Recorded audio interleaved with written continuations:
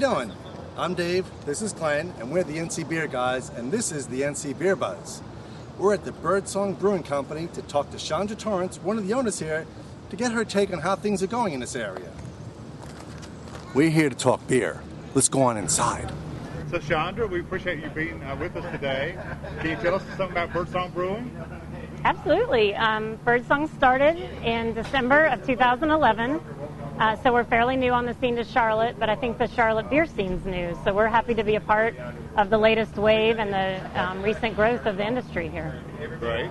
And we know about the Charlotte beer scene a little bit. We've been visiting around a little bit. What makes you a little different or stand out from the others? Why should somebody come here and not the others maybe?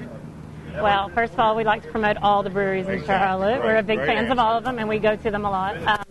But certainly, I think we're a little bit more, I guess I could say, laid back than some of the others. We haven't been quite as aggressive with our sales and with our marketing. We kind of are going at a slow pace with respect to the distribution of the beer and the growth of our recipes, our people, and our release to the public.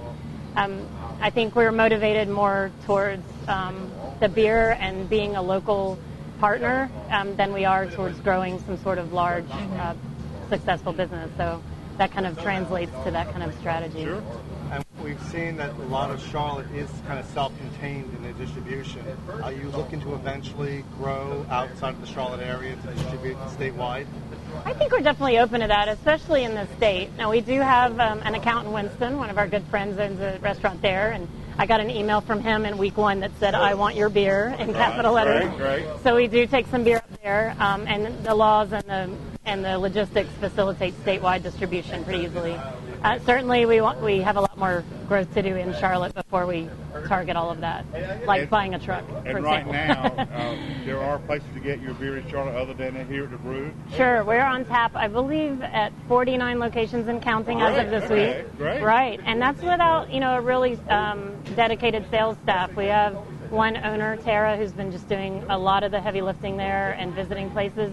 But in general, the bars and restaurants in Charlotte are very interested in carrying local beer. For a city this size and for a population demographic this size, we're fairly underrepresented in craft beer. So everybody's been open to and approaching us about getting the beer more so than us being out there trying to get sales. So we need to put a little bit more effort into that now that we know that we're steady and open. Right. So. Now, do you have in your beer choices or how you brew beer, do you have one that is so unique among others that you like that you try to sell out? Well, in general, I'll tell you that we're West Coast inspired. We like the pale ales and we like the hoppy aromatics as opposed to the hoppy bitters. And you'll see that in our main line that you guys have had today, the brown ale, the pale ale, and the IPA, all incredibly good sellers.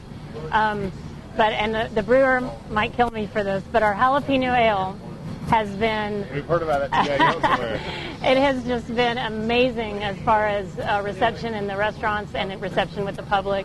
We have people turn around and walk out of the Taproom when they can't get it. Oh, great. And we have people blogging about it, tweeting about it, asking about it. So we are trying to do a better job of keeping that on tap when we have the capacity. We just doubled our capacity 2 weeks ago in the Taproom, and I think that'll help us keep that jalapeno going. And why do you think that's hitting the mark so well? Is it because of the originality of it, or is it just the Hot peppers around? I think it is. I think it's the perfect combination of novelty in name and concept and a little bit of flavor with drinkability. It's not spicy.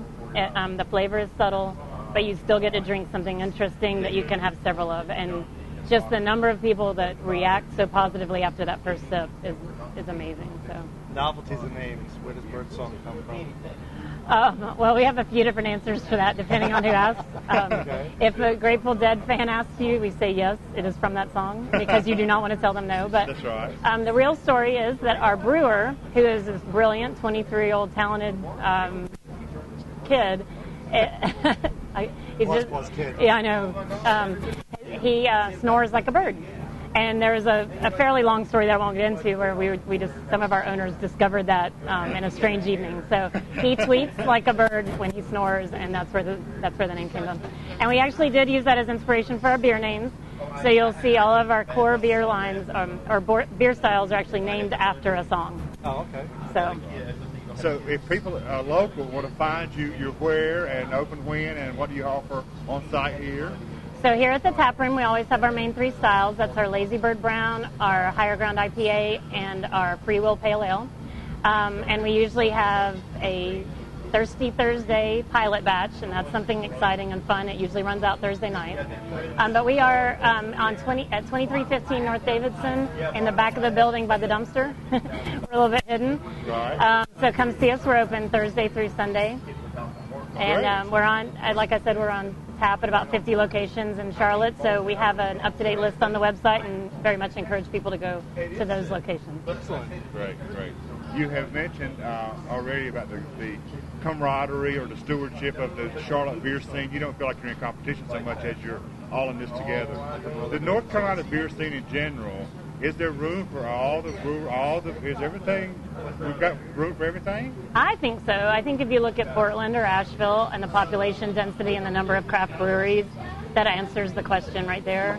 And I also, it's just been an amazing, for those of us who work in more of the white-collar, large commercial industry, to be part of an industry that isn't competitive, that helps each other. We got so much guidance from the local breweries and so much influence and guidance from the Asheville breweries before we got close to starting supported. here. Right, exactly. And not competed against. Exactly. And in fact, NoDa Brewing, who's adjacent to us, has some wonderful beers, and we collaborated on our on several things because we were opening along the same timeline.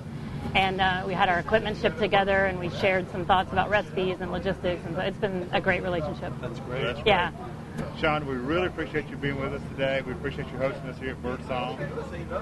Thank you so much. I'm so glad you're here. Great. And until next time, remember, drink local, keep your beer dogs North Carolina, and until then, we'll catch you on the web.